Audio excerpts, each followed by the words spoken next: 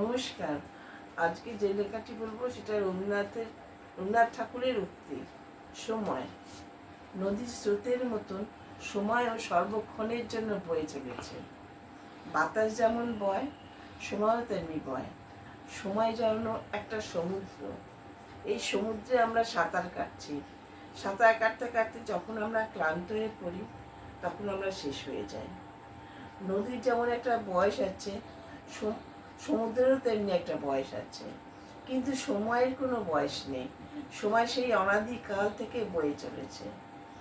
এই সময়ের সমুদ্র থেকে কেউ যদি বলে আমার এক মুহূর্ত সময় নেই, তাহলে বুঝতে হবে সে সময় যে তারে যে গতিতে চলছে, সে সেই গতিতে চলার চেষ্টা করছে।